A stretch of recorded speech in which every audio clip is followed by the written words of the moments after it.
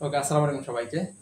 তো আমরা হলো আজকে এসএসসি ফিজিক্সের কিছু আলোচনা করার চেষ্টা করবো এবং বোঝার চেষ্টা করবো। আমরা মূলত ফর্মুলাগুলো অনেকেই পারি, ফর্মুলা হয়তো অ্যাপ্লাই করতে পারি না বা হয়তো অ্যাপ্লাই করতে পারছি না। অনেকে সূত্রগুলো মুখস্থ করছে, অ্যাকচুয়ালি মুখস্থ করতে হয়, কিন্তু মুখস্থ করার পরও নাকি সূত্র পারে কিন্তু ম্যাথগুলো অ্যাপ্লাই করতে পারছে না। তো আমরা হলো আজকে তিনটা অধ্যায় একসাথে দেখবো। গতি, বল এবং কাজ ক্ষমতা ও শক্তি, তিনটা অধ্যায় একসাথে আমরা আলোচনা করার চেষ্টা করবো। সর্বশেষ আমরা শক্তির সংরক্ষণশীলতার নীতি সম্পর্কিত দুই তিনটা ম্যাথ একটু সমস্যাগুলো, ম্যাথমেটিক্যাল প্রবলেমগুলো সমাধান করব। সো আমরা আমাদের আলোচনাটাই শুরু করি। সো আমাদের এখানে ফিজিক্স, অ্যাকচুয়ালি ফিজিক্স, আমরা যখন ফিজিক্স করি তখন আমাদের জাস্ট একটা জিনিস একটু অবজার্ভ করা উচিত যে ফিজিক্স আমরা যা করি এটা হলো আমরা এমন কিছু ম্যাথ করি যে ম্যাথগুলো মূলত আমরা অবজার্ভ করতে পারি বা অনুধাবন করতে পারি। সো অনুধাবন করা যায় এমন কিছু ম্যাথই আমরা ফিজিক্সে পাই অ্যাকচুয়ালি। সো ফিজিক্সে যে ম্যাথগুলো হয়, এই ম্যাথগুলো অ্যাকচুয়ালি এমন না যে এগুলো হয়তো উড়ে এসে জুড়ে পড়ছে এরকম, বা আমরা অ্যাকচুয়ালি ম্যাথ করছি গণনা করছি ওরকম না, অ্যাকচুয়ালি রিজনেবল ভাবে গণনা করছি ওরকম। যে গণনাগুলো হয় এই গণনাগুলো সম্পর্কিত মানে কিভাবে হয় বা গণনাগুলো কেন এমন হচ্ছে ওটা সব পিছনে কিছু আর্গুমেন্ট থাকে ফিজিক্সে। সো আমরা আমাদের সূত্রগুলো ওই সূত্রগুলো নিয়ে কথা বলি।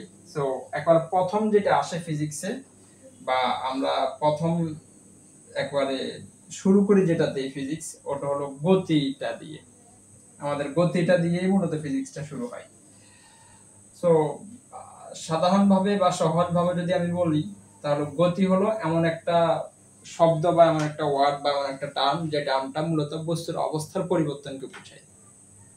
জাস্ট বোঝা যাচ্ছে যে আমি হয়তো কিছুক্ষণ আগে বাজারে ছিলাম, সো এখন আমি বাড়িতে বা বাসায় চলে আসছি।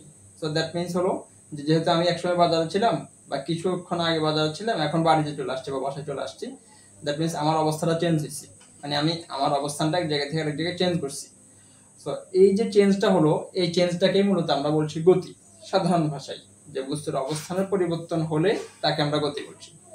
সো গতি যদি বলি, আমরা সাধারণভাবে যদি বলি তাহলে গতি কি জিনিস? গতি হলো বস্তুর অবস্থানের পরিবর্তন হওয়াটা, যে বস্তুর অবস্থানের পরিবর্তন।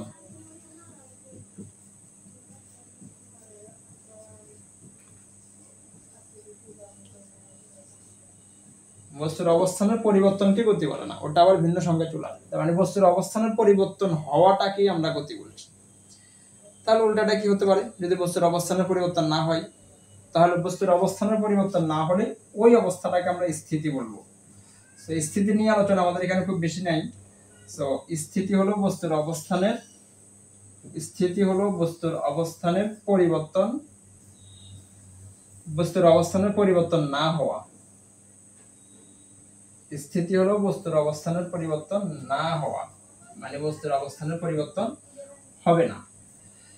তাহলে এই দুটাই হলো আমাদের সহজ কথাই এই গতি অধ্যায়ের ইন্ট্রোডাকশনটা।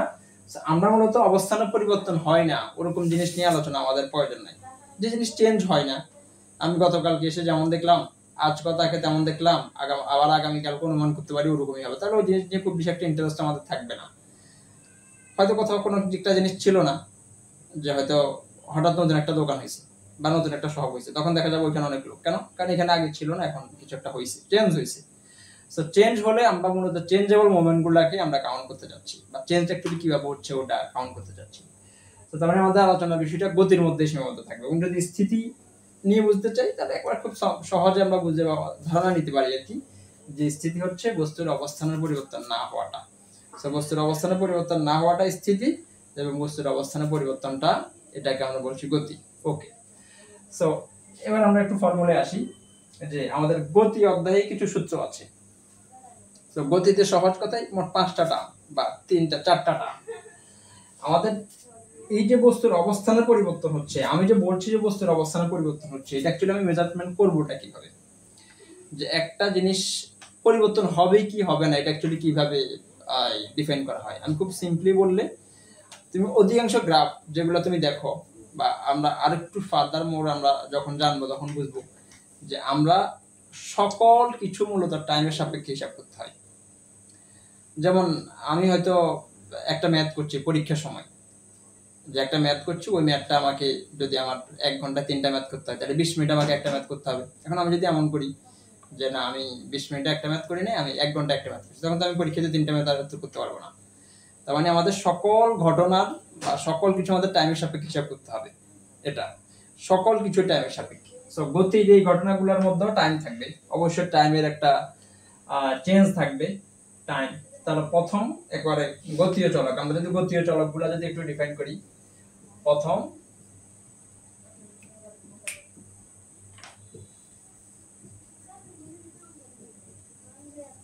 গতীয় চলক, এটার মধ্যে একবার সময় প্রথম যেটা আসছে ওটা হলো সময়। তো সময়কে আমরা প্রকাশ করি টি দিয়ে, এবং এর একক হলো সেকেন্ড, এর একক হলো সেকেন্ড।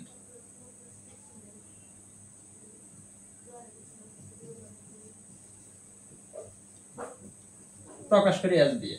সো টাইমের এই হিসাবগুলো আমরা বুঝি, 1 মিনিটে 60 সেকেন্ড, 1 ঘন্টা 60 মিনিট বা 3600 সেকেন্ড, একদিনে ৮৬,৪০০ সেকেন্ড, এই জিনিসগুলো আমরা মোটামুটি বুঝি, এটা খুব বেশি ঝামেলা হওয়ার কথা না।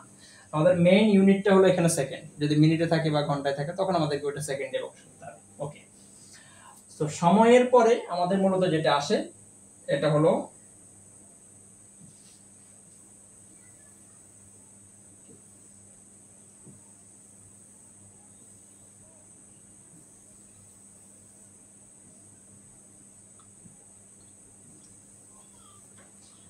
সময়ের পরে আমাদের মূলত যেটা আসে, দ্বিতীয় যেটা আসে এটা হলো স্মরণ।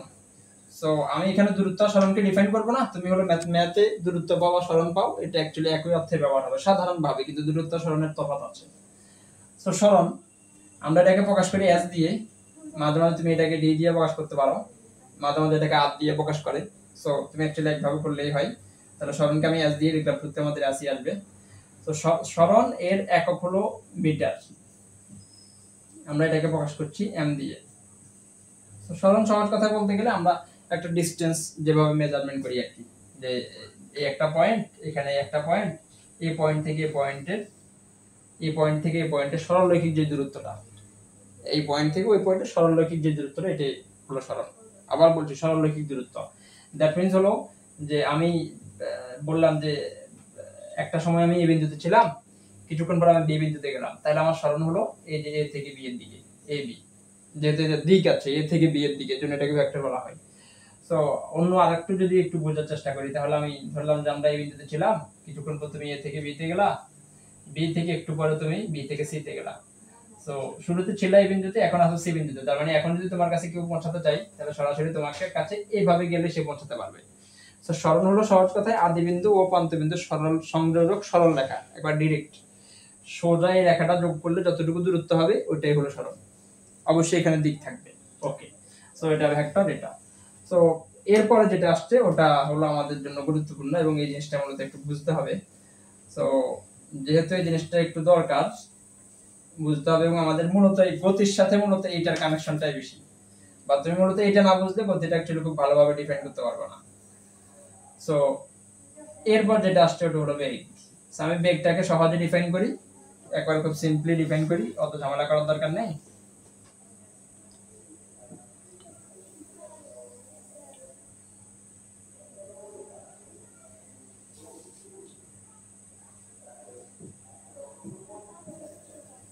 আমি যদি গতিটাকে খুব সহজে ডিফাইন করি, তাহলে সহজ কথাই হলো 1 সেকেন্ড সময়ে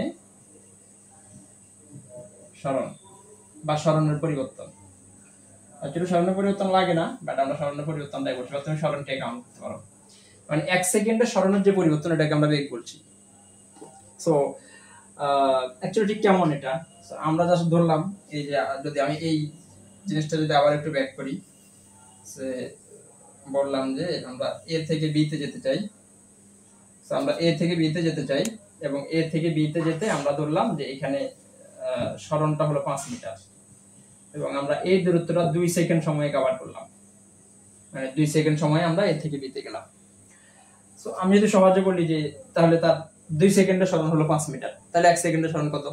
অবশ্যই খুব সিম্পল, তাহলে 2 সেকেন্ডে সরণের পরিবর্তন, বা অ্যাকচুয়ালি সরণ পরিবর্তন তো আমরা বুঝতেই পারি, এ থেকে বি তে যাওয়াটা একটা পরিবর্তন, কিন্তু আমরা সাধারণভাবে এখানে আমাদের পরিবর্তনের খুব বেশি লাগে না, এই পরিবর্তনটা জাস্ট ভ্যালুটা নিলেই হয়। ওকে, সো 2 সেকেন্ডে সরণ পেলাম আমরা 5 মিটার, তাহলে সুতরাং 1 সেকেন্ডে আমরা সরণ পাবো 5/2 মিটার, এই যে 2.5 মিটার। সো এই 1 সেকেন্ডে সরণের যে পরিবর্তনটা এটাকে আমরা বেগ বলছি। সো এটাই সহজ কথায় বেগ, এবং আমরা মূলত বেগটাকে এইভাবে ডিফাইন করব। সো বেগের একটা যদি দেখি আমরা অন্যভাবে একটু দেখতে চাই কেন, কারণ আমাদের তো এখানে ফর্মুলা লাগবে এই জন্য। আমরা সবসময় 1 সেকেন্ডের সরণের যে পরিবর্তনটা এটাকে বলছি বেগ, কিন্তু আমাদের তো সবসময় তো 1 সেকেন্ড সময় লাগে না। যেমন আমরা এখান থেকে স্কুলে যেতে চাই, এই বাড়ি থেকে স্কুলে যেতে তো আর 1 সেকেন্ড সময় লাগে না, 10 মিনিট লাগে, 15 মিনিট লাগে, 30 সেকেন্ড লাগে, এরকম উঠতে বসতে কারোর সাথে কথা বলছি এরকম। আমরা তো সময়কে প্রকাশ করে টি দিয়ে, এটা আমরা বলে আসছি অলরেডি। আমরা ওই সরণটাকে আমরা কি দিয়ে প্রকাশ করছিলাম, এস দিয়ে। তাহলে আমরা যদি এইভাবে ডিফাইন করি, যে আমরা যদি এখানে ধরি যে আমরা ধরলাম যে আমরা একটা ফর্মুলা তৈরি করতে চাই, ধরি টি সেকেন্ড সময়ে সরণের পরিবর্তন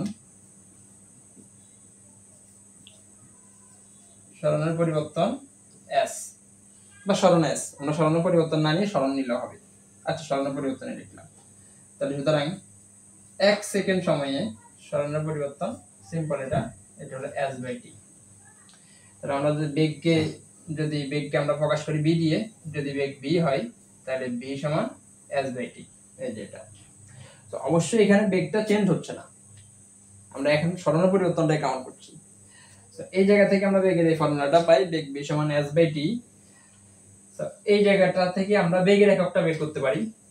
তাহলে বেগের একক হবে s/t এর একক। আচ্ছা, বেগের একক হবে s/t এর একক। তাহলে আমরা বেগ যা পেলাম ওটা হলো বেগ b সমান s/t। তাহলে আমি যদি বেগের একক বলি, তাহলে বেগের একক সমান s/t এর একক।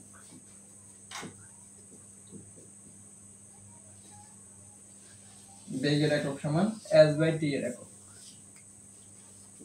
তাহলে s এর একক কি? s এর একক হলো মিটার, সরণের একক, আর t এর একক হলো সেকেন্ড। তার মানে মিটার পার সেকেন্ড। এটাই হলো আমাদের বেগের একক। আমরা বেগ সব জায়গায় এইভাবেই পাবো, মিটার পার সেকেন্ড আকারে বা কিলোমিটার পার আওয়ার আকারে, এই আকারে পাবো। তো আমাদের বেগের একক হলো মিটার পার সেকেন্ড। ওকে, আমাদের বইতে বেগটাকে দুই ভাগে ভাগ করছে। এক ভাগে বেগটাকে ডিফাইন করছে আদি বেগ হিসাবে, যেটাকে আমরা ইউ দিয়ে প্রকাশ করছি আদি বেগ হিসাবে। তার মানে আদি বেগের একটা মান থাকবে অবশ্যই, যে আদি বেগ ইজ ইকুয়াল সামথিং, অবশ্যই একটা একক থাকবে মিটার পার সেকেন্ড। এবং শেষ বেগ দুইটা বেগ হিসেবে ওরা ডিফাইন করছে। শেষ বেগ ভি, এটা দিয়ে প্রকাশ করছে, অবশ্যই একটা ভ্যালু থাকবে, আর এক হবে মিটার পার সেকেন্ড। ওকে, আমরা দুইটা বেগ পেলাম, একটা বেগ হলো আদি বেগ এবং একটা হলো শেষ বেগ। তার মানে একটা হলো আমার বস্তুর অবস্থানের পরিবর্তন হওয়ার আগে কি কোন জায়গা থেকে হচ্ছে, আর একটা হলো বস্তুর আমি যে টাইমটা কাউন্ট করছি ওই টাইমের মধ্যে। আমি যদি একটু আরেকটু ক্লিয়ার করি, লেটস ধরা যাক যে কোনো একজন ব্যক্তি হয়তো ওদের ক্লাস শুরু হয় সকাল 8টায়। তো সকাল 8টায় যদি ক্লাস শুরু হয়, আমি ধরলাম যে সে ক্লাসটা শুরু হওয়ার কিছুক্ষণ পরে আসলো 8টা 10 মিনিটে, এবং ক্লাস যথারীতি যদি আমরা ধরি যে 9টায় শেষ হয়। এখন আমি যদি জিজ্ঞেস করি যে ক্লাস শুরু হয় কয়টায়, সহজ উত্তর হলো ক্লাস শুরু হয় 8টায়। কিন্তু যে ব্যক্তি ধরলাম যে ও মিস্টার এক্স, ও 8টা 10 মিনিটে আসছে। সো যদিও টিচার ক্লাস করেছে 1 ঘন্টা, মানে 8টা থেকে 9টা পর্যন্ত, কিন্তু ওই ব্যক্তি ক্লাস করছে 50 মিনিট। সো আমরা এই জিনিসটাকেই মূলত আদি বেগ এবং শেষ বেগ বলছি। আমরা আদি বেগ এবং শেষ বেগ বলতে অ্যাকচুয়ালি যদি এমন কিছু ডিফাইন করবা, তুমি যদি অ্যাকচুয়ালি তোমার মস্তিষ্কে এমন কিছু থাকে যে আদি বেগ হলো শুরুর বেগ, অ্যাকচুয়ালি এটা না। এটা হলো তুমি যে সময় থেকে কাউন্ট করছো তখন থেকে শুরু। যেমন এই ক্লাসটা কিন্তু 8টা 10-এ শুরু হয়নি, এই ক্লাসটা শুরু হয়েছে 8টায়, আমি 8টা 10-এ উপস্থিত হয়েছি। দ্যাট মিনস আমার জন্য শুরু হলো 8টা 10-এ। তার মানে আমার এই টাইমটা যে আমি কাউন্ট করলাম ওই মোমেন্টে, যেটা ওটাকে আমি আদি বলছি, এবং ক্লাসটা যখন শেষ হয়েছে যদি আমি তখন পর্যন্ত থাকি তাহলে এটা আমার জন্য শেষ হবে। আর যদি আমি তখন পর্যন্ত না থাকি, লেটস ধরলাম যে আমি 8টা 45-এ বের হয়ে গেলাম, বা কেউ একজন 8টা 10-এ এসে 8টা 45-এ বের হয়ে গেল, তাহলে তার জন্য এই টাইমটাই হবে তার শুরুর টাইম, এবং এই টাইমটা হবে তার শেষের টাইম। সো একটা বস্তু গতিশীল হচ্ছে বা গতিশীল অবস্থায় আছে, ওই অবস্থায় আমি যখন থেকে টাইম কাউন্ট করব তখন তার যে বেগ ওটাকে আমি আদি বেগ বলছি, এবং যখন আমি টাইম কাউন্ট করাটা শেষ করে দিব তখন ওই বেগটাকে আমি শেষ বেগ বলছি। ওকে, এটা। সো সর্বশেষ যেটা আসছে ওটা হলো ত্বরণ। তাহলে বেগটা বুঝে গেল, আদি বেগ এবং শেষ বেগ, এই দুইটা বেগ। আদি বেগটা হলো সময় কাউন্ট করার শুরুতে যে বেগ এটা, আর শেষ বেগটা হলো আমি যখন সময়টা গণনা শেষ করব তখন ওই সময়ের যে বেগটা ওটা হলো শেষ বেগ। সর্বশেষ এবং মোস্ট ইম্পর্টেন্ট যেটা ওটা হলো ত্বরণ, যে আমাদের ত্বরণটা অ্যাকচুয়ালি লাগে। ত্বরণটা খুব ইম্পর্টেন্ট একটা টপিক। সো ওইটা আমি আগে একটা সংজ্ঞা দিছি বা আসছি, যে এটা এই সংজ্ঞাটা, যে বেগ হলো 1 সেকেন্ডে সরণের পরিবর্তন। যদিও এটা এখানে অ্যাপ্লাই হয় নাই, কিন্তু এটা ত্বরণের মধ্যে অ্যাপ্লাই হয়েছে এবং এই সূত্র তুমি জানো। সো ত্বরণ হলো অ্যাকচুয়ালি 1 সেকেন্ড সময়ে বেগের পরিবর্তন। এটা খুব সিম্পল বিষয়, এটা অনেকেই জানে বা এটা অ্যাকচুয়ালি এটাই সত্য। 1 সেকেন্ড সময়ে বেগের পরিবর্তন, বেগের পরিবর্তন। তাহলে পরিবর্তন মানে কি? পরিবর্তন মানে চেঞ্জ হওয়াটা। তার মানে আদি একটা অবস্থা ছিল, শেষ আর একটা অবস্থা থাকবে, এবং আমরা এটাকে হলো বিয়োগ করব। আমরা তো বেগ দেখছি দুইটা, তার মানে 1 সেকেন্ড সময় বেগের পরিবর্তন। আমি যদি বলি যে 1 সেকেন্ড সময় বেগের পরিবর্তন, তাহলে পরিবর্তনটি কিভাবে কাউন্ট করে? পরিবর্তন সহজ কথায় বলতে গেলে যে পরিবর্তন হলো চেঞ্জ হওয়াটা। এখন এটাকে অনেকভাবে মেজারমেন্ট করে, ক্যালকুলাস দিয়ে করা হয় বা অন্য অনেক পদ্ধতি আছে। তোমার এখানে সহজ কথা হলো তুমি বিয়োগ করবা, তুমি পরিবর্তনটা কাউন্ট করবা বিয়োগ করে। সো আমরা তো জানি শেষ বেগ হলো বি আর আদি বেগ হলো ইউ। তাহলে আমরা যদি বলি যে 1 সেকেন্ড সময়ে, তুমি যদি 1 সেকেন্ড সময়ের জন্য যদি শেষ বেগ থেকে আদি বেগ বিয়োগ করে দিলে যা হয় ওটা যদি বের করতে পারো, তার মানে 1 সেকেন্ড সময়ে বি মাইনাস ইউ এর মান যত, তাই হলো ত্বরণ। 1 সেকেন্ড সময়ে শেষ বেগ থেকে আদি বেগ বিয়োগ করলে যা হবে তাই হলো ত্বরণ। আমরা যদি ফর্মুলা আকারে আসতে চাই, আমাদের তো সবসময় 1 সেকেন্ড থাকবে না, তাহলে আমরা ধরলাম যে টি সেকেন্ড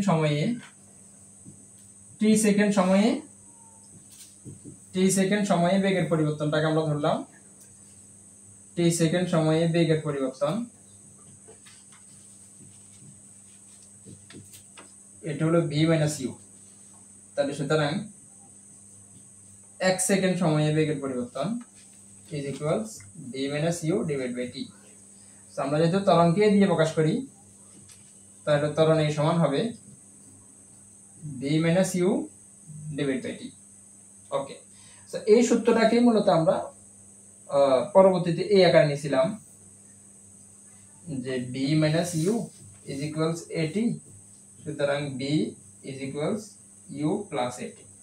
এই যে এটা থেকে প্রথম সূত্রটা আসছে। ওকে, আমি হলো আরেকটা জিনিস একটু দেখাতে চাই, এটা হলো এর এককটা, ত্বরণ এককটা আমরা একটু নিতে চাই। সো ত্বরণ এককটা আমরা কিভাবে নিব? ত্বরণ এককটা নিব হলো এইভাবে, যে ত্বরণ সমান হলো বেগের পরিবর্তন ডিভাইড বাই সময়। সো ত্বরণ সমান হলো বেগের পরিবর্তন ডিভাইড বাই সময়। তার মানে ত্বরণ সমান হলো, সহজ কথায় বেগের পরিবর্তন করলে তো বেগ চেঞ্জ হইছে, তার মানে বেগের পরিবর্তনটা অ্যাকচুয়ালি বেগই বলতে পারি। তাহলে বেগ ডিভাইড বাই সময়, এই যে বেগের পরিবর্তন ডিভাইড বাই সময়। বেগের একক আমরা পাইছি, বেগের একক হলো মিটার পার সেকেন্ড, আর এখন আবার সময়ের একক হলো সেকেন্ড। তার মানে ত্বরণ এককটা হয় মিটার পার সেকেন্ড স্কয়ার। এই যে এটা হলো ত্বরণ একক, ত্বরণের একক। এই ত্বরণ এককটা আমরা ডিফাইন করলাম, এটা। এই হলো ত্বরণ একক, বেগ, সময় এবং সরণ। আমি যেভাবে সিকোয়েন্সিয়ালি আসছি, অ্যাকচুয়ালি ম্যাথমেটিক্স এর ক্ষেত্রে এইভাবে আগাতে হবে। তোমাকে যখন কোন একটা ম্যাথ করতে দিছে, প্রথম সবচেয়ে গুরুত্বপূর্ণ যেই এখানে উপাদান হলো সময়। তুমি প্রথম কাউন্ট করার সময় আছে কিনা, তাহলে সময় যদি চেঞ্জ হয় তুমি বুঝবা যে সময় চেঞ্জ হয়েছে, তার মানে এবার বস্তুর অবস্থান পরিবর্তন হতে পারে। আচ্ছা, বিষয়টা কি এমন হতে পারে যে কেউ একজন বললো যে আমি হয় যে কোনো একদিন শুক্রবার, সে বললো সকাল 8টা, শুক্রবার সকাল 8টা আমি বাজারও ছিলাম বাড়িতেও ছিলাম। জিনিসটা কেমন অকওয়ার্ড না, যে একই সময়ে সে দুই জায়গায় কিভাবে থাকতে পারে, কি তার আত্মা বা ওরকম কিছু একটা আছে, এটা না, ওরকম কিছু না। সেই জন্য সময় পরিবর্তন হওয়াটা খুব বেশি গুরুত্বপূর্ণ। তার মানে সময়টা চেঞ্জ হলে আমি বুঝতে পারবো যে ঘটনাটা ঘটছে বা ঘটতে পারে। এরপরে মূলত আমি দেখবো যে সরণ হয়েছে কিনা বা বস্তুর বেগের পরিবর্তন হয়েছে কিনা বা বেগ আছে কিনা। সহজ কথায় বেগ থাকলে বোঝা যাবে যে বস্তুটা গতিশীল অবস্থায় যেতে চাচ্ছে বা যাচ্ছে। ওকে, সো প্রথম গুরুত্বপূর্ণ বিষয় হলো সময়, দ্বিতীয়টা হলো সরণ বা আমরা দূরত্ব বলছি এটাকে, আর এরপর আমরা আসছি বেগ এবং ত্বরণে। আমরা একটা সূত্র পাইছি এবং এরপর আমরা একটা সূত্র পাইছি যেটা হলো এই সূত্রটা। এই সূত্রটাকে আমরা আবার এই আকারে লিখি s সমান vt। সো অনেকে জানে এটা যে আমরা যখন v বলি তখন অ্যাকচুয়ালি একটাই বেগ, মানে আমরা তো জানি আদি বেগ শেষ বেগ দুটোই আছে। এখন যদি v হয়, শুধু যদি s সমান v হয়, s সমান vt হয়, তাহলে বেগের চেঞ্জ হয় না, তার মানে বেগটা একই থাকে, কনস্ট্যান্ট থাকে। সো বেগ যদি কনস্ট্যান্ট থাকে তখন ওটাকে মূলত আমরা সমবেগ বলে থাকি, মানে বেগের পরিবর্তন হয় না এরকম। ওকে, তো আমরা দেখলাম এটা। আচ্ছা, ওকে, তো আমরা হলো দুইটা সূত্র পাইছি এখানে। একটা সূত্র হলো সমবেগের সূত্র। আমি যদি বলি ডাইরেক্ট যে এখানে যদি তুমি একবার ইনডিরেক্ট ডিরেক্ট যদি খেয়াল রাখতে চাও, তাহলে তুমি এই যে এই জিনিসটা একবার সরাসরি খেয়াল রাখতে পারো, যে এটা একবার ডাইরেক্ট সরাসরি যদি তুমি সমবেগের সূত্র হিসেবে খেয়াল রাখতে পারো তাহলে ভালো, যে তুমি একবার সমবেগের সূত্র হিসেবে এটাকে খেয়াল রাখলে। ওকে, তো সমবেগ বললে এই সূত্রটা অ্যাপ্লাই হবে, কারণ সমবেগের আমাদের আর কোনো সূত্র নেই বা ফর্মুলা নেই। ওকে, সো এরপরে আমরা আরেকটা সূত্র পাইছি, ওটা হলো ত্বরণের সূত্র। ত্বরণের সূত্রটা পাইছি আমরা যে ত্বরণ a equals b minus u divided by t। এটাকে আমরা ক্যালকুলেশন করে এই যে এই ফরম্যাটে নিয়ে আসলাম, b is equals u plus at। ওকে, তো আমাদের কাছে এই দুইটা ফর্মুলাই আছে। একটা হলো সমবেগের সরণ নির্ণয়ের সূত্র, একটা হলো সমবেগে এই যে এখানে s এর পরিচয় হলো সরণ বা দূরত্ব, d তে আমরা জানি বেগ, আর t হলো সময়, এই যে এটা।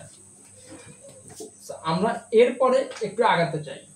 আগানোর ফর্মুলাটা বা প্রক্রিয়াটা কি হবে? আমরা সমবেগ সমান করাটা, অ্যাকচুয়ালি সমান করা হয় কিভাবে? আমরা জানি সমান করা হয় গড় দিয়ে। এখানে তো বেগ একটাই, সমান বেগ। এখন যদি বস্তুটার বেগটা যদি সমবেগ না হয়, বস্তুর যদি বেগটা যদি চেঞ্জ হয়, আদি বেগ থাকে, শেষ বেগ, দুইটা বেগ থাকে, তখন আমরা বলতে পারি যদি বস্তুর বেগ চেঞ্জ হয় তখন আমরা অ্যাকচুয়ালি গড় করে দিতে পারি। সো আমরা যদি এখান থেকে সমবেগের জায়গায় যদি গড় বেগ বসাই, কারণ সমান করা হয় গড় দিয়ে, তাহলে গড় বেগ b bar is equals u plus v divided by 2। তাহলে আমরা সমান দুইভাবে করতে পারি, একবার সমান আছে আর একবার হলো গড় করে করতে পারি। তাহলে যদি এই সূত্রটাতে যদি এই ভ্যালুটা বসাই, তাহলে আমরা এটা পাবো s is equals u plus v divided by 2 into t। ওইটা সমবেগের জায়গায় আমরা গড় বেগ বসাইছি, সহজ কথায় সমবেগের জায়গায় গড় বেগ বসানো হয়েছে। সো এবার এই ফর্মুলাটা এবার এইভাবে এই যে আমরা b এর মান কিন্তু জানি। আমি যদি এই সূত্রে যদি b এর মানটা বসাই, আমরা b এর একটা ফর্মুলা জানি, তুমি জাস্ট এটা তো অনেকে এটা সবাই জানে, b এর এই ফর্মুলাটা b equals u plus at। তাহলে আমরা b টাকে চেঞ্জ করলাম, b টাকে চেঞ্জ করে u plus at লিখলাম divided by 2 into t। এটা যদি আমরা কাউন্ট করি তাহলে আমরা পাই এটা 2u plus at divided by 2 into t। এটাকে আরেকটু ফার্দার আমরা কাউন্ট করলে তাহলে আমরা এটা পাই যে u plus half at into t। তাহলে আমরা যদি t দিয়ে গুণ করে দিই তাহলে ut plus half at square. এই যে ফর্মুলাটা আসলো, আমরা হলো এই ফর্মুলাটা আসলো, এই যে এই প্রক্রিয়ায় আসছে। আমরা আবার যদি ফর্মুলাটা কাউন্ট করি, আমি যদি এটাকে মার্কিং করি, আমরা ফর্মুলাগুলোকে একটু মার্কিং করি যে কোনগুলো অ্যাকচুয়ালি আমাদের ফর্মুলা, ওটা একটু মার্কিং করি তাহলে বুঝতে সুবিধা হবে। এই হলো আমাদের আরেকটা ফর্মুলা, এই হলো একটা ফর্মুলা, এটা একটা, এই যে এটা খেয়াল রাখলেই হয়, এটা একটা ফর্মুলা, আর এই যে এটা আরেকটা ফর্মুলা। ওকে, এই চারটা ফর্মুলা আসলাম। আচ্ছা, ওকে, আমি এখানে s টা লিখে নিই। Okay, s equals ut plus half at square. Okay, আমি সর্বশেষ ফর্মুলাটা একটু যেতে চাই। সো এই হলো আমাদের যে ফর্মুলাগুলো আছে বা আমি যে ফর্মুলাগুলোর কথা বলছি, ওই ফর্মুলাগুলো হলো এটা। সো আমরা আর একটা ফর্মুলা আছে, ওই ফর্মুলাটা আমরা একটু দেখি, জাস্ট একটু বোঝার জন্য, যেহেতু আমরা সূত্রটাই দেখছি, আমরা এখানে আর বাড়তি কিছু অন্য কিছু দেখছি না।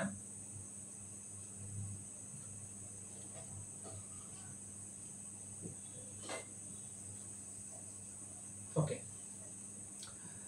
আমরা হলো ওই সূত্রটা পাইছিলাম, এই যে প্রথম সূত্রটা, এই সূত্রটাকে আর একটু কাজে লাগাতে চাই।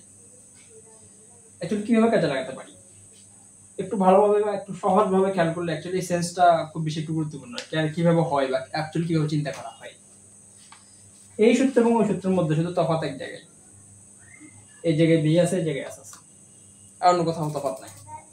ইউ, এই যে ইউ, এ, এই যে এখানে ওখানে টি, এখানে টি, জাস্ট বুঝে যাচ্ছে একটা টি বেশি আছে এখানে, অন্য কিছু না। আমরা যদি জাস্ট এটাকে স্কোয়ার করে দিই, জাস্ট এই চিন্তাটা এখান থেকেই আসে, বা আর একটু একটু পরে বোঝা যাবে।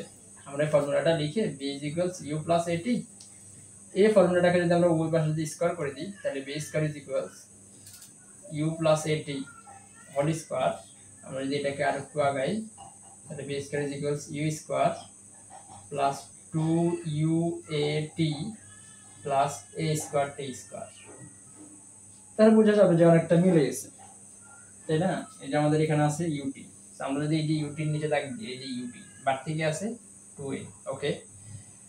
এই যে সামনে কি আছে a t স্কয়ার, তাহলে আমরা যদি এখান থেকে এই যে a t স্কয়ারটা নিই, এই যে a t স্কয়ার, তাহলে আমার আছে a স্কয়ার, আমার লাগবে a t স্কয়ারটা লাগবে, এই যে এটা বাড়তির নিচে থেকে যায় কি a থেকে যায়, তাই না? মানে এই যে এখানেও কিন্তু a থেকে যায়, এখানে বাড়তি একটা 2 আছে, ওখানে 2টা নাই, এটাই। আমরা যদি জাস্ট এখান থেকে যদি 2 এটা কমন নিয়ে নিই, তাহলেই কিন্তু যেটা হওয়ার দরকার ওটা হয়ে গেছে। এটা অ্যাকচুয়ালি এখন হয়তো খুব বেশি একটা ভালোভাবে বুঝবো না, পরে খুব ভালোভাবে এটা বুঝে আসবে। ইউটি প্লাস হাফ ইটি স্কয়ার, এটাই কিন্তু অ্যান্সার মান। আমরা যদি এই মানটা বসাই, তাহলে আমরা এই যে ফর্মুলাটা পেলাম, v square is equals u square plus 2a আগে থেকে ছিল, আর ব্র্যাকেটের ভিতরে যে মানটা আসছে ওটার মান চলে আসছে। এইভাবে হলো আমাদের এই যে এই ফর্মুলাটা আসলো, বা এই ফর্মুলাটা অ্যাকচুয়ালি আসছে। এই ফর্মুলা অ্যাকচুয়ালি দেখাটা কেন গুরুত্বপূর্ণ, এটা অ্যাকচুয়ালি অনেকে তো বুঝে না, যে ম্যাথটা করছে মুখস্থ করছে অনেকে। হ্যাঁ, একটা বিষয় ঠিক আছে যে প্র্যাকটিস করলে পারা যায়, ওটা আমি নিজেও বুঝি বা বুঝতে পারি, কিন্তু অ্যাকচুয়ালি না বুঝে পড়লে তো খুব বেশি একটা খেয়াল থাকবে না। ম্যাথটা মুখস্থ করা যায় না, তুমি তার আমরা a প্লাস হোল স্কয়ার সূত্র মুখস্থ করি, এখন a plus b whole square, তো এটা বুঝতে হবে যে a কে b কে, এটা অবশ্যই বুঝতে হবে। এটা অবশ্যই একটু আন্ডারস্ট্যান্ডটা হওয়াটা একটু গুরুত্বপূর্ণ স্যার। এইভাবে হলো আমাদের এই টোটাল সূত্রগুলো আসছে। আমি যদি করে খুব সহজভাবে সামারি করে বলে দিই, সমবেগের সূত্র একটাই, যদি ঘটনাটা ইনসিডেন্টটা হয় সমবেগ, তাহলে সূত্র একটাই, s ইকুয়ালস vt, আর যদি ত্বরণ থাকে বাকি চারটা, এবং ওই চারটা থেকেও মূলত আমাদের এই সূত্রটা লাগে না, বা আমি একটু আরেকটু মার্কিং করে দিই যে অ্যাকচুয়ালি এটা কি লাগে। যদি মার্কিং করে দিই, তাহলে এই যে সমবেগের সূত্র হলো এটা,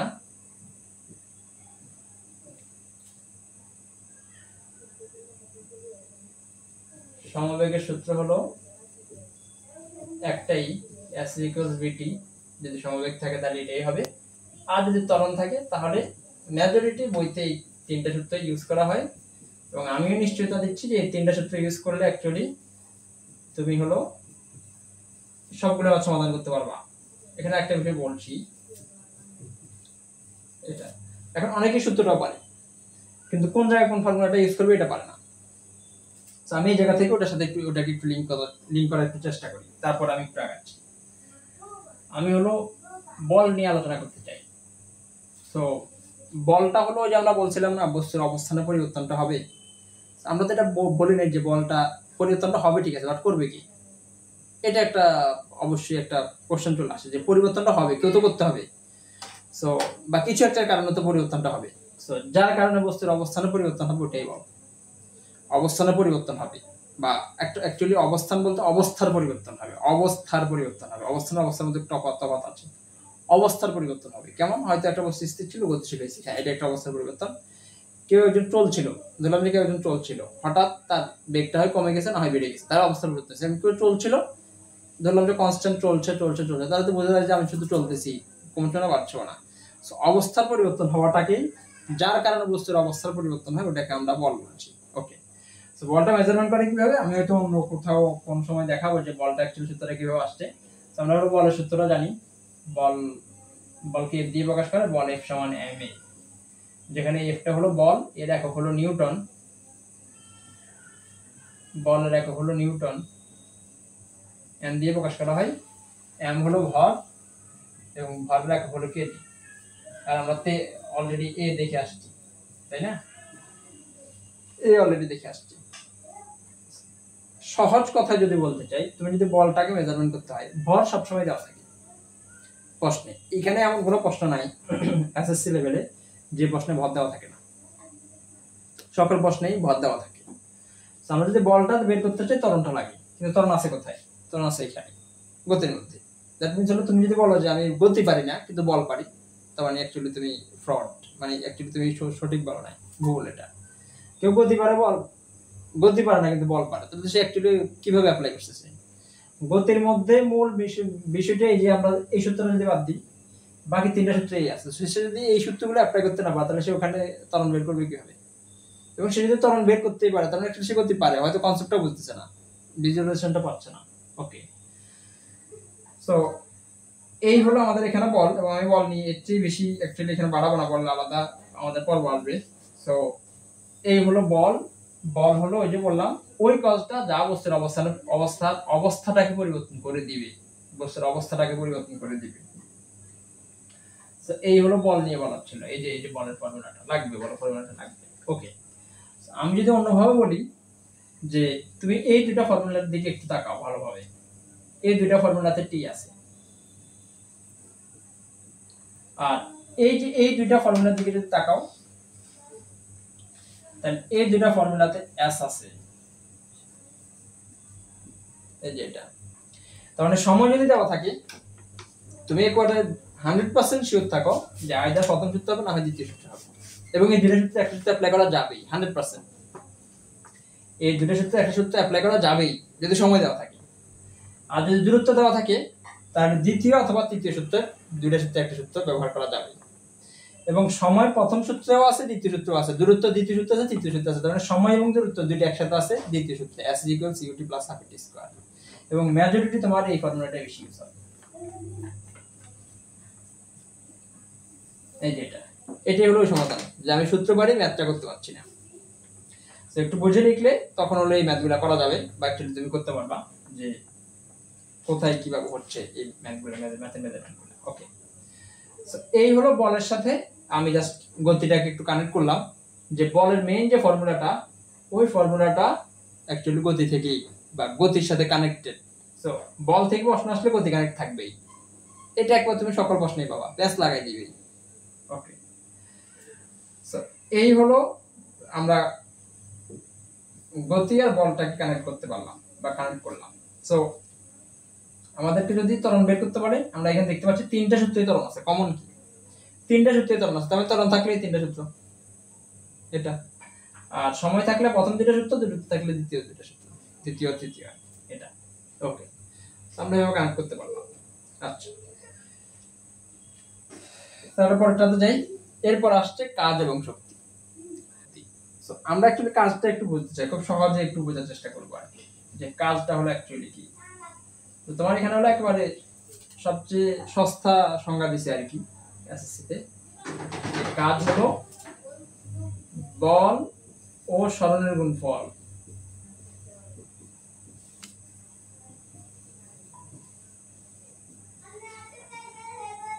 একবারে সহজ হিসাব এটা, বল ও সরণকে গুণ করে দিলে তুমি কাজ পেয়ে যাবে।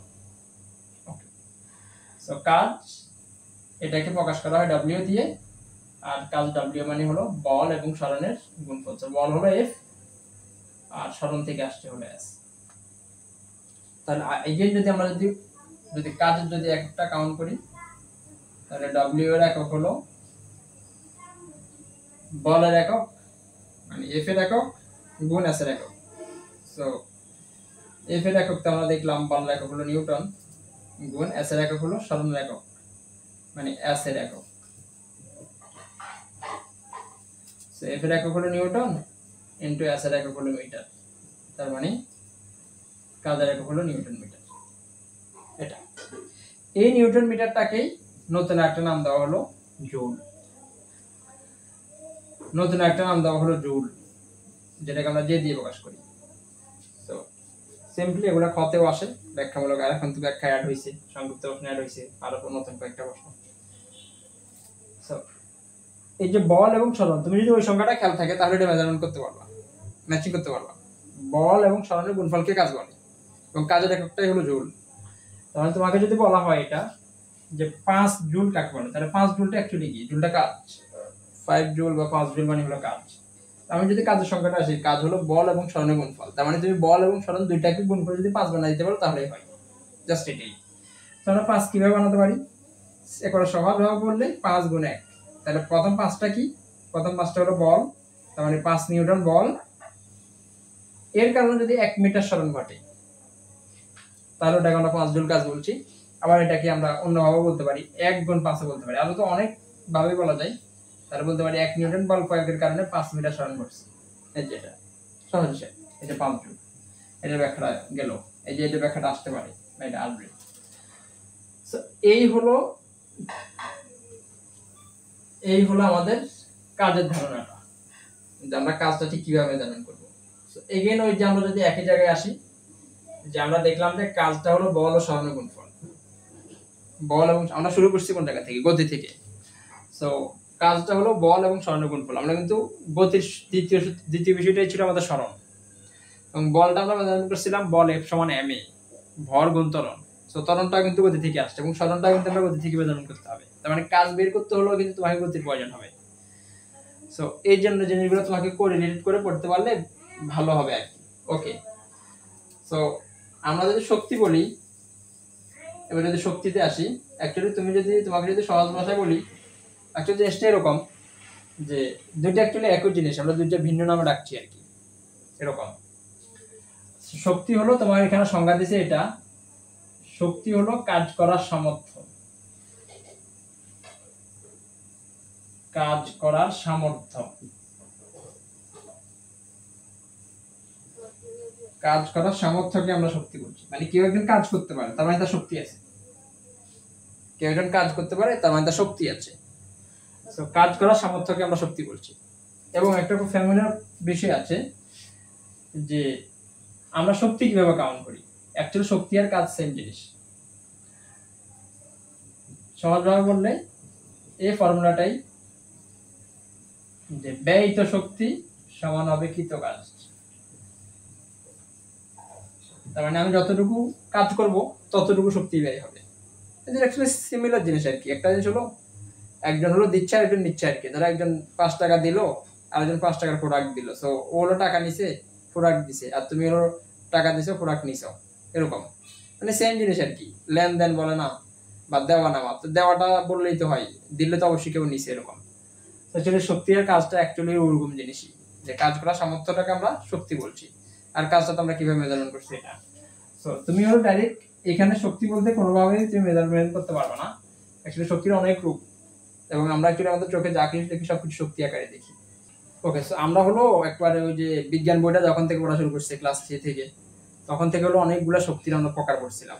সো শক্তির বিভিন্ন রূপ, এরকম একটা নিশ্চয় হেডিং থাকা উচিত, যদি স্মরণ করতে পারছি না।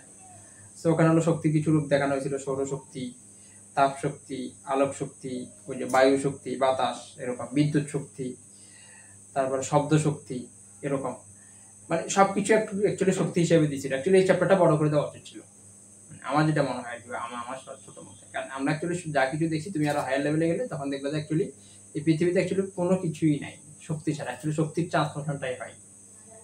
আমরা যে দেওয়া নেওয়াটা বলি, এই দেওয়া নেওয়াটা অ্যাকচুয়ালি শক্তির মাধ্যমে হয়। আমরা যদিও টাকা বলছি, কিন্তু অ্যাকচুয়ালি এটা শক্তি। তো আমরা অ্যাকচুয়ালি অন্য কিছু দিচ্ছি, ওটা অ্যাকচুয়ালি শক্তি। এটা আমরা শক্তিটা অ্যাকচুয়ালি গেইন করি আর কাজের মাধ্যমে ওটা ব্যয় করি। সিম্পল বিষয় এটা। সো ব্যয়িত শক্তি সমান কৃত কাজ। সো আমরা কাজকে তো আমরা ডব্লিউ দিয়ে প্রকাশ করে বলছি, তাহলে কাজ হলো ডব্লিউ, আর শক্তির ইংলিশটা হলো এনার্জি। তার মানে শক্তিকে যদি আমরা এনার্জি থেকে ই নিই, তাহলে ই আর ডব্লিউ হলো সমান। তার মানে তোমাকে পেঁচাতে পারে একটু, বেশ হতো সকল বোর্ডে তার পেঁচায় না। নতুন বোর্ড হিসেবে মনে হয় ময়মনসিংহ বোর্ডে কিছু প্রশ্ন পেঁচায়, রাজশাহী বোর্ড, কুমিল্লা বোর্ড তো পেঁচায়, ওটা তো আছেই পেঁচানোর মধ্যে। যদি একটু পেঁচায় আর কি তোমাকে, তাহলে হলো দিয়ে দিবে কাজ বের করার বিষয়, মানে তোমাকে কাজ বের করতে হলে কি লাগে, বল সরণ, তুমি বল সরণ দিয়ে কাজ বের করতে পারবা, প্রশ্ন করে দিবে শক্তি নির্ণয় করো, একটু জাস্ট এক লাইনে যে শক্তি যা কাজ হতো তা, এই জাস্ট এই জিনিসটা একটু মস্তিষ্কে কাজ করলে হয়। ওকে, সো এগেইন তাহলে শক্তির একক কি, সেম জিনিস, শক্তির একক হলো জুল, যে আমাদের শক্তির এককটাও হচ্ছে জুল, তার মানে শক্তির একক হলো জুল।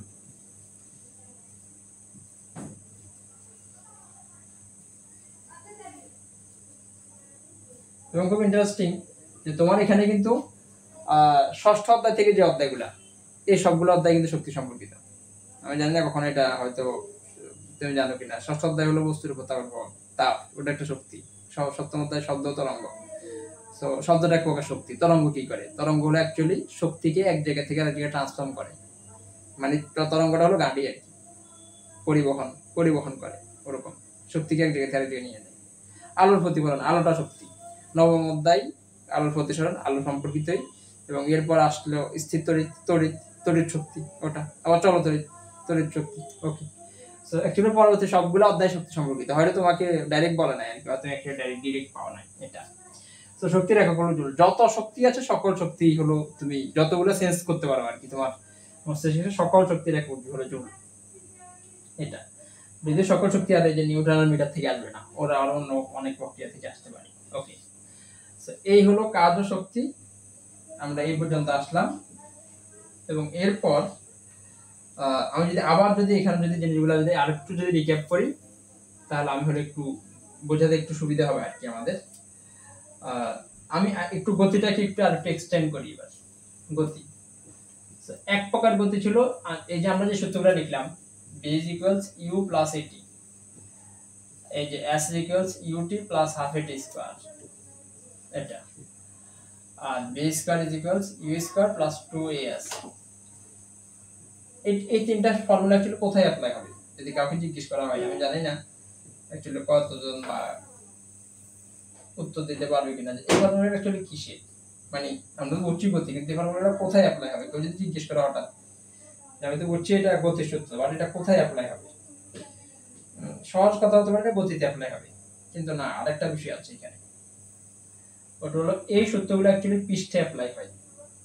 ঠিক আছে, অন্য বিষয়ে ঠিক আছে যে সকল গতির ক্ষেত্রে অ্যাপ্লাই হয়, কিন্তু অ্যাকচুয়ালি আমরা এই যে ত্বরণ দেখছি, এই যে এই সূত্রগুলো অ্যাকচুয়ালি পৃষ্ঠে অ্যাপ্লাই হয়, পৃষ্ঠে সকল ক্ষেত্রে অ্যাপ্লাই করা যায়, কিন্তু পৃষ্ঠে, বিশেষত পৃষ্ঠে, মানে আমরা যেমন গাড়ি চলছে বা কেউ দৌড়াচ্ছে, এরকম কিছু একটা মার্বেল গড়িয়ে যাচ্ছে এরকম, বা এই ক্ষেত্রে আমরা হলো এই সূত্রগুলো ইউজ করি। সো পৃষ্ঠ তো আমরা জানি, পৃষ্ঠ হলো সহজ কথা বলতে গেলে এই যে ভূমি, আমরা যে ভূমিতে একটা গাড়ি চলছে, জাস্টে ধরলাম যে একটা গাড়ি চলছে, এরকম কিছু একটা, যে এটা গাড়ি চলছে, তো এই জিনিসটাতে হলো এই যে আমাদের এরকম হাতে এই যে জিনিসগুলো আসবে আর কি, ত্বরণ, এই যে জিনিসগুলো আসবে, এতটা সম্পর্কিত জিনিসগুলো আসবে। তো এই বস্তুটা যদি পৃষ্ঠে না এসে দিয়ে কোনো সোজা উপরের দিকে যায়, ধরলাম যে এটা হলো মাদার আর্থ, যে এই যে এটা হলো মাদার আর্থ, একটা বস্তু সে এখান থেকে একবার সোজা উপরের দিকে নিক্ষেপ করে, একটা বল তো আছে, বিশেষ একটা বল যে মহাকর্ষ বল, ওই বলটা আমরা বস্তুটাকে যদি উপরের দিকে নিক্ষেপ করি, মহাকর্ষ বল সবসময় পৃথিবীর কেন্দ্রের দিকে একটা ত্বরণ কাজ করে, জি, কারণ উপরের দিকে বললে উচ্চতা বলি, তাই না, তাহলে এই যে আমরা এসটাকে রিপ্লেস করব এইচ দিয়ে, আর ত্বরণ এই যে জি, যেটা হলো অভিকর্ষ ত্বরণ, এই জিটাকে রিপ্লেস করব, এইটাকে রিপ্লেস করব জি দিয়ে, মানে ত্বরণটাকে আমরা রিপ্লেস করতে চাই, এই যে এটা। সো আমরা যদি এটা রিপ্লেস করি, তাহলে যে এই সূত্রটা লিখতে পারি, b = u + gt, মাইনাস হতে পারে, মাইনাসটা লিখলাম না, ম্যাথ করতে গেলে তখন বুঝতে পারবে, ut + half gt square. Okay, আর b² = u² + 2gh। আমি যদি খুব সহজভাবে বলি, g এর দিক হলো পৃথিবীর কেন্দ্রের দিকে, তো বস্তু যদি পৃথিবীর কেন্দ্রের দিকে আসে, তাহলে g এর মাধ্যমে লিখবে প্লাস, মানে 9.8 মিটার/সেকেন্ড স্কয়ার। আর যদি বস্তু পৃথিবী পৃষ্ঠ থেকে উপরের দিকে যায়, মানে কেন্দ্রের দিকে না আসে সহজ কথায়, তাহলে মাইনাস লিখলাম, সিম্পল হিসাব, ফর্মুলাটা প্লাসই থাকবে, ঝামেলা করার দরকার। ওকে, তাহলে বস্তুর পরিবর্তনটা দুই দিকে হতে পারে, একটা হলো পৃথিবী পৃষ্ঠের দিকে, মানে পৃথিবীতে সে ঘুরছে, আর কেউ বলতেছে না পৃথিবীতে আমার থাকার দরকার না, আমি পৃথিবী থেকে চলে যাবো, পৃথিবীর মানুষের সাথে আমার সাথে অনেক ঝামেলা, তখন কিন্তু তারা এই কাউন্ট হবে না, তখন তার যেগুলো কাউন্ট করতে হবে, এটা। সো এই হলো এই বিষয়টা। এবার আমরা একটু বিশেষ দুইটা রূপ এই গতির সাথে একটু কানেক্ট করতে চাই। শক্তির দুইটা বিশেষ রূপ, যদি যেগুলো প্রমাণ আছে আমি একটু প্রমাণটা একটু স্কিপ করতে চাচ্ছি। যে শক্তির দুইটা বিশেষ রূপ, একটা রূপ হলো গতি শক্তি। শক্তির একটা রূপকে বলছে যান্ত্রিক শক্তি, সবকিছু শক্তি, বাট একটা রূপকে বলছে যান্ত্রিক শক্তি। এই যান্ত্রিক শক্তিটাকে দুই ভাগ করছে। এক ভাগকে বলতেছে গতি শক্তি, আরেক ভাগকে বলতেছে বিভব শক্তি। ওকে, সো গতি শক্তিটা অ্যাকচুয়ালি কি? সহজ কথা যদি বলি, বস্তুর গতির কারণে যে শক্তির উদ্ভব হয়, বা গতি যে শক্তির কারণে উদ্ভব হয়, গতি, বস্তু একটা গতি দিয়ে কাজ করছে, তো গতির জন্য সহজ কথা। আর বিভব শক্তিটা, বিভব শব্দটা আমরা খুব বেশি অ্যাপ্লাই করছি, এটা বিভবের ইংলিশটা হলো মানে পটেনশিয়াল, পটেনশিয়ালিটি বা পটেনশিয়াল। সো বিভব শক্তিটা, এটা অ্যাকচুয়ালি যদি আমি সহজে বলি, অবস্থানের জন্য, কেউ কোথাও আছে ওটার জন্য এটা। আমি যদি আরেকটু অ্যাড করি, তাহলে এটা অ্যাড করতে পারি যে যান্ত্রিক শক্তিতে আমরা দুই প্রকার লিখলাম। তার মানে আমরা যদি কোনো জায়গায় শক্তি কাউন্ট করতে চাই, আমি এখানে সহজে বললে, তাহলে গতিশক্তিকে আমরা কিভাবে কাউন্ট করব? গতিশক্তিকে সম্ভবত রোমান বইতে টি দিয়ে প্রকাশ করছে। গতিশক্তি ফর্মুলাটা হলো হাফ এম বি স্কয়ার। আমি এটা দেখাবো কি বলছি। আর বিভব শক্তিটা হলো, ওটাকে প্রকাশ করছে বি দিয়ে, ওটা সূত্র হলো এম জি এইচ। বুঝে যাচ্ছে যে দুই সূত্রটাই ফর্মালি ইউজ করা সহজ, জাস্ট উচ্চতা হলেই হয়ে যাবে। এইভাবে বলো এটা। আর যদি আমাকে মোট শক্তি বের করতে বলো কোথাও, তাহলে মোট শক্তি এই সমান হবে টি প্লাস বি, সকল ক্ষেত্রে, ইন অল সেন্স। তোমাকে যতগুলা ভাবে তুমি এই যে শক্তিটা বের করতে পারো, মোট শক্তি তোমার এইখানে, তুমি জাস্ট এটা হিসাব করতে পারো গতির মধ্যে যত জায়গায় মোট শক্তি বের করতে বলবে, জাস্ট তুমি গতি শক্তি ও বিভব শক্তির যোগফল, এটা এই জিনিসটা করে দিলে হয়ে যাবে।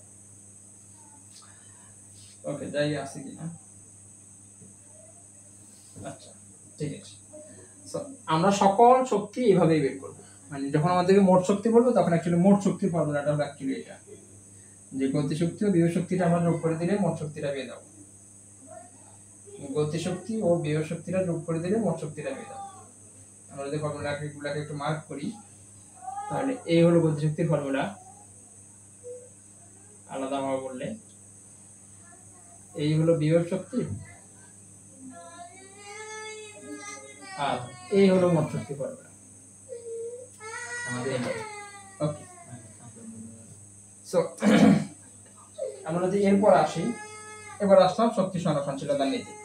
ওই যেটা বললাম যে আমরা একটা শক্তি বলতে, ওই যে বলছিলাম যে আমরা অ্যাকচুয়ালি তৃতীয় শ্রেণীতে বিজ্ঞানে পড়ছি শক্তি অনেক প্রকার শক্তি। অ্যাকচুয়ালি আমরা চেঞ্জ করি বা যা চেঞ্জ হয় সবকিছু অ্যাকচুয়ালি শক্তির চেঞ্জ হয়। তো শক্তি সংরক্ষণশীলতার নীতি সহজ কথাটা বললে, যে শক্তিকে সৃষ্টি বা ধ্বংস করা যায় না। আমি তো সংজ্ঞাটা এখানে আর লিখবো না, বা শক্তির সৃষ্টি বা ধ্বংস নেই, শক্তি জাস্ট এক অবস্থা থেকে অন্য অবস্থায় রূপান্তরিত হয়। জাস্ট যদি বলা হয় যে লাইট জ্বলছে, অবশ্যই লাইট জ্বলছে, বা এই যে বোর্ডটা চলছে, এই বোর্ডটা চলছে কিসের জন্য চলছে? বিদ্যুতের কারণে চলছে। আমরা জাস্ট ওই বিদ্যুৎ শক্তিটাকে এখন এই যে আলোক শক্তি, আর একটু তাপ উৎপন্ন হয়, প্রত্যেক বস্তুতে তাপ ক্রিয়েট করে, সো তাপ শক্তি দিয়ে কনভার্ট করছি। পাখা ঘুরলে অবশ্যই এটা বিদ্যুৎ শক্তি দিয়ে আমরা হলো বাতাস পাই, এটা আবার লাইট জ্বলছে বিদ্যুৎ শক্তি থেকে আলো তাপ পাচ্ছি, এরকম। তো সহজ কথা হলো শক্তির সৃষ্টি বা ধ্বংস নেই, শক্তি জাস্ট এক অবস্থা থেকে অন্য অবস্থায় রূপান্তরিত হয়, এটা। এই কথাটারই হলো একটা বিশেষ রূপ হলো কোন বস্তুর মধ্যে মোট শক্তির পরিমাণ সব সময় একই থাকে। এই কথাটা একটু লিখি। এই কথাটা সহজ কথাটা হলো শক্তির সৃষ্টি বা ধ্বংস নেই।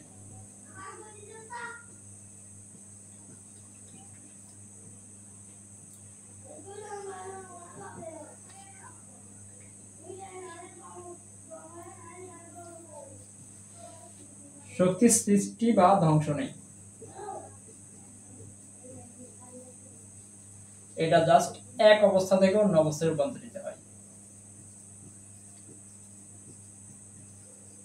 এক অবস্থা থেকে অন্য অবস্থায় রূপান্তরিত হয়।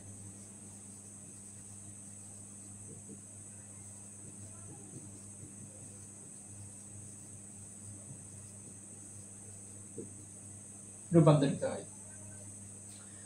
এই জিনিসটারই একটা বিশেষ রূপ হলো, অ্যাকচুয়ালি তোমার এখানে সম্পর্কে খুব বেশি একটা ব্যাখ্যাও নাই, কিন্তু এটা থেকে ম্যাথ আসবে সবচেয়ে বেশি এই অধ্যায়ে বা এই জায়গাটা। এই জিনিসটার একটা বিশেষ রূপ হলো কোন বস্তুর মধ্যে মোট শক্তি একই থাকে।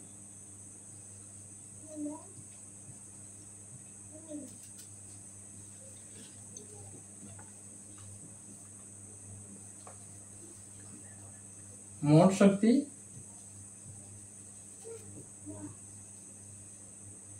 একই থাকে, এটাকে অন্যভাবে বলছে ধ্রুব থাকে,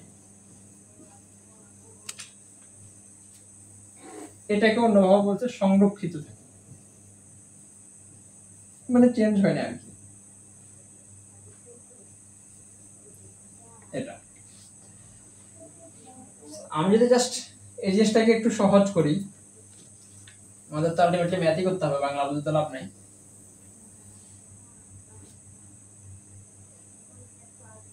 একটু যদি এটাকে যদি একটু বোঝার চেষ্টা করি, যেটা অ্যাকচুয়ালি ঠিক কিরকম, আমরা ধরলাম যে একটা বস্তু সে হলো এখানে ছিল, এখান থেকে তাকে আমরা এই অবস্থানে নিয়ে গেছি। আমরা যদি বলি যে তার মধ্যে এখানে 100 জুল শক্তি ছিল, এই জায়গাটা কিন্তু তার মধ্যে 100 জুল শক্তি থাকা উচিত, কিন্তু ওই যে শক্তিটা ট্রান্সফর্ম হবে সহজ কথায়, অ্যাকচুয়ালি সেই 100 জুলই। এখন যদি কেউ যদি বলে যে আমার পকেটে 100 টাকা ছিল, হঠাৎ এটা নাই হয়ে গেছে, যেমন ম্যাজিশিয়ানটা ম্যাজিক দেখে, অ্যাকচুয়ালি এটা কি হতে পারে না, হয় টাকাটা কোথাও পড়ে গেছে, না সে কাউকে দিয়ে দিচ্ছে, না খরচ করে ফেলছে, এটা তার নাই হয়ে যেতে পারে না। সো এই 100 জুল শক্তি কোথাও না কোথাও ট্রান্সফর্ম হয়ে যাবে, মানে এটা এমন হতে পারে না যে, মানে আমি যদি বলি খরচ হয়ে গেছে, আচ্ছা আমি ধরলাম আমার পক্ষে 100 টাকা ছিল, এটা খরচ হয়ে গেছে, তার মানে কি এটা কি পৃথিবী থেকে হারিয়ে গেছে? উত্তর না, এটা জাস্ট আমার কাছ থেকে অন্য একজনের কাছে গেছে। তো ওই ব্যক্তি আবার হয়তো কোনো একদিন হয়তো আবার আমার কাছে অন্যটা দিবে, আমরা তো হতে পারে একটা বহন হচ্ছে, বাহিত হচ্ছে।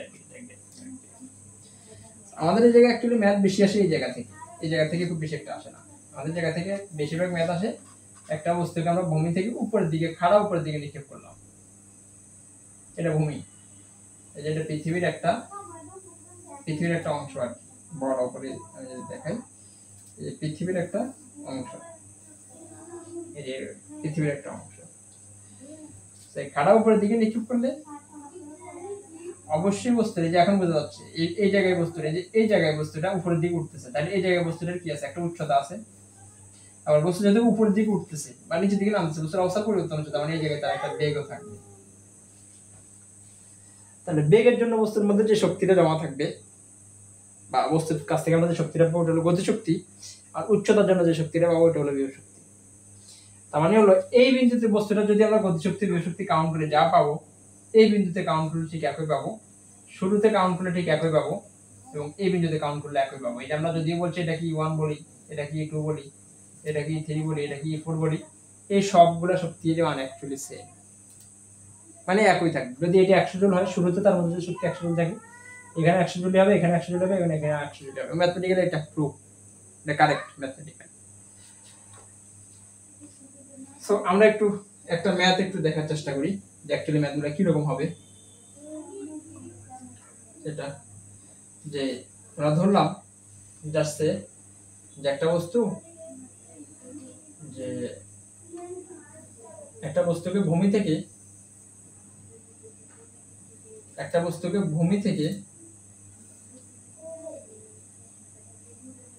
4 মিটার পার সেকেন্ড বেগে নিক্ষেপ করা হয়। আমরা ধরলাম বস্তুটার বেগ হলো 2 কেজি, এটা তার এই যে বেগটা দেওয়া আছে এটা এখানের বেগ, এই যে এই জায়গার বেগ, এই বেগটা, তার মানে যদি বেগের সাথে হলো গতিশক্তি সম্পর্ক, তার মানে যদি গতিশক্তিটা বের করি, তাহলে গতিশক্তিটা যদি আমরা বের করি, গতিশক্তিটি সমান হাফ এম বি স্কোয়ার। তাহলে হাফ এম এর মান হলো 2 আর বি স্কোয়ার মানে হলো 4 স্কোয়ার ইজ ইকুয়ালস 16। এবার যদি বলি এটা তো ভূমি, এই যে রেখাটা, এই রেখাটা ভূমিকে ইন্ডিকেট করে। সো ভূমিতে কি বস্তু কোনো উচ্চতা থাকে? উত্তর হলো না। সো তাহলে আমরা বিভব শক্তিটা আমাদেরকে বের করতে হবে। যদি বলে মোট শক্তি, আলাদা করে বলবো তো আলাদা করে বলবো। তাহলে বিভব শক্তি বি সমান এম জি এইচ। তাহলে এম হলো 2, জি এর মান হলো 9.8 আর এইচ এর মান হলো 0। তার মানে আমি এখানে বিভব শক্তি পাই 0। তাহলে এখন যদি আমরা মোট শক্তিটা বের করি, তাহলে মোট শক্তি মানেই হলো গতিশক্তি ও বিভব শক্তির যোগফল। তাহলে মোট শক্তি